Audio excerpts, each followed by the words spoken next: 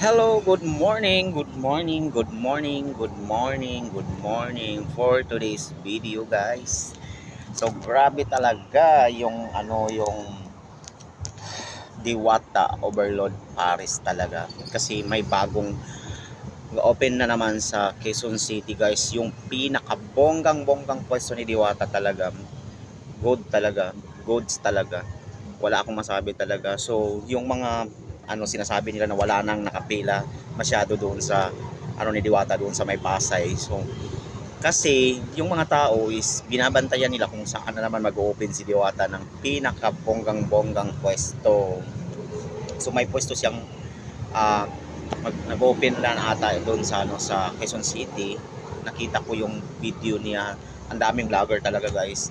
So yung mga vlogger din is gumagawa sila ng mga content, di ba? So open naman kay Diwata. Okay lang naman sa kanya kasi napanood ko yung video niya na sige, okay lang kayo gumawa ng content diyan, di ba?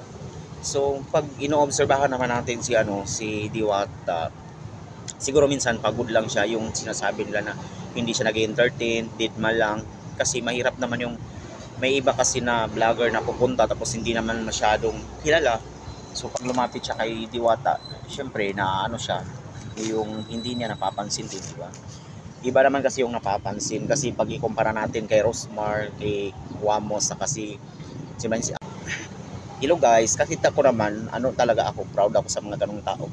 Tsaka bakit hindi natin suportahan yung tao na galing sa hirap, di ba? Alam naman natin sa sarili natin na si Diwata is galing siya sa hirap, di ba?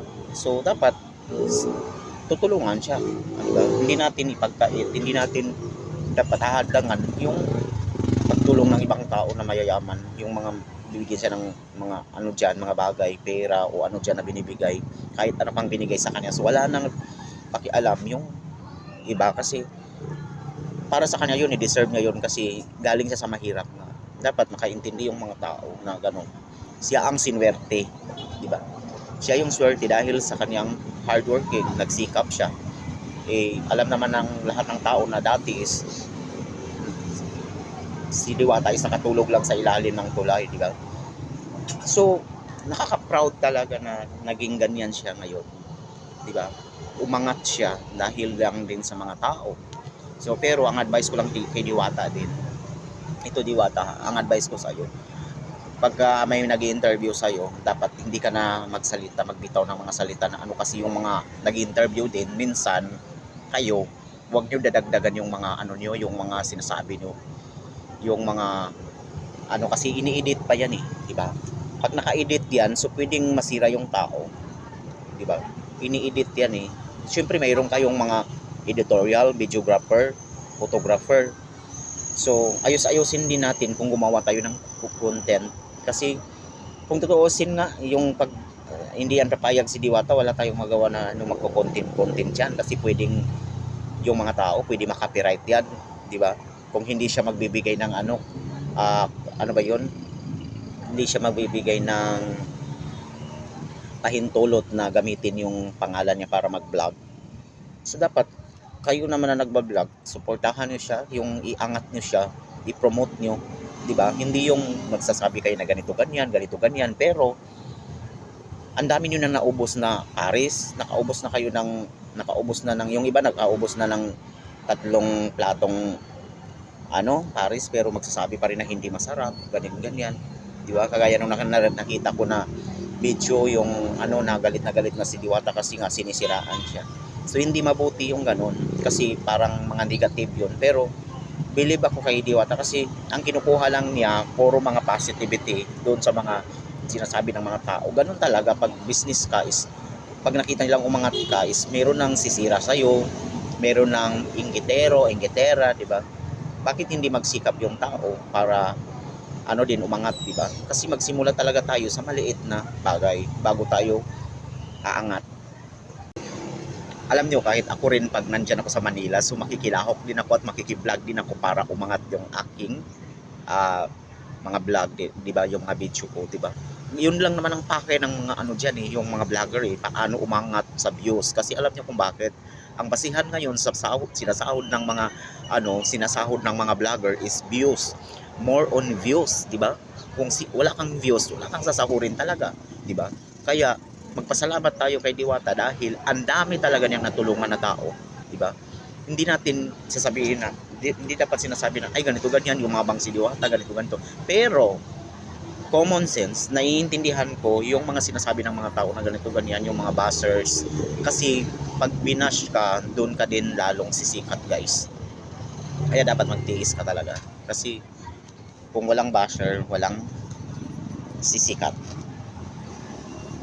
Kasi kapag hindi ka pa na-bash, so ibig sabihin, hindi ka pa sikat. Diba? So yung mga iba dyan na hindi pa na-bash, ibig sabihin, pikat pa kayo. Joke lang. Diba? Dapat magtulungan, lahat magtulungan like guys. Kasi yung kanya-kanya kasi yung tao ng ng hanap buhay. Yung iba is ganyan, pares, mga restaurant, hotdog, burger. Ngayon guys, nakita ko yung i-open nila na ni Diwata, inopen nila sa sa Quezon City. Mayroon ng hotdog Diwata. Mayroon ang dami. May mga spaghetti overload Diwata. Grabe talaga. Ang galing talaga. Saka may franchising na si Diwata guys kasi na yung talagang high-tech na yung niya, yung system ng niya, yung hanap buhay niya guys. So nakaka-proud talaga, 'di ba? Wag yung iba kasi na-feel nila na parang yumabang siya, ganito ganyan, tas nilalait siya. Ang akala ko, 'di ba bawal manglait ng tao? Kasi wala namang pangit na ginawa ang Panginoon eh, 'di ba? Bakit nilalait yung yung ganito daw si Diwata, ganyan ganyan. May nag-vlog pa na nakita ko talaga.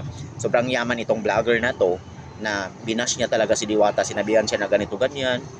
Ganito daw yung hitsura ni Diwata. Hindi 'yun. Bakit? Ano bang hitsura mo? Manalamin ka, 'di ba? Bakit mo sinasabihan siya na ang ganito yung hitsura niya, di ba? Manalamin ka na rin kasi kung tutuusin si Diwata, mas may hitsura pa sa'yo. Yung vlogger na yon, mayaman siya, sinabi niya na ganito daw ang hitsura ni Diwata. Hindi si Diwata pangit ang pagkamukha niya, hindi niyo lang siya feel, pero ang alam ko, ang feel niyo kasi is siya, ano ba yung tawag doon? Nai-insecure kasi yung iba, kaya sinisiraan siya, di ba?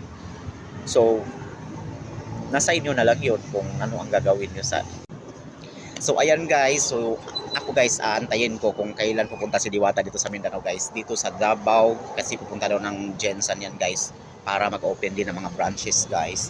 So, pero ang ko lang, yung concern ko lang kay Diwata, so dapat mayroon din siyang halal na overload pares na yung wala talagang pork, non-pork talaga yung pinaka-area niya is walang pork. So maging proud pa ako sa kanya kasi more on Muslim tayo na kumakain ng mga ganun din, mga pares guys. So dapat may parisan din siya dito sa Davao na mag-open siya ng pares na yung halal, non-pork, yung talagang qualified talaga siya sa talaga walang halong pork, para sa mga Muslim niya na mga fans, mga Muslim niya na supporters guys, kagaya ko, di ba?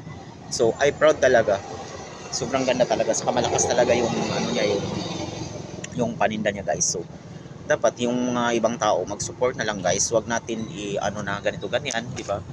So kasi hindi na kayang hadlangin yan ng mga yung mga bashers diyan, yung mga bashers diyan ni Diwata, di ba? Dapat gumawa na rin kayo ng ng lugaw, magtinda kayo ng lugaw diyan sa harap ng bahay niyo, di ba?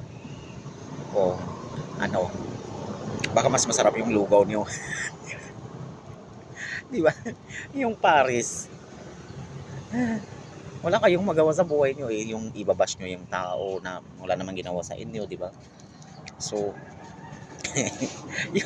yung iba kasi bash ng bash, tapos lalo naman umaangat yung binabash nila, di ba? Tapos yung binibigyan daw ng pera si Diwata, ganito ganyan, binibigyan ng bahay, binibigyan ng gold bar. So wow, ang sarap naman nun, di ba? Yung binibigyan.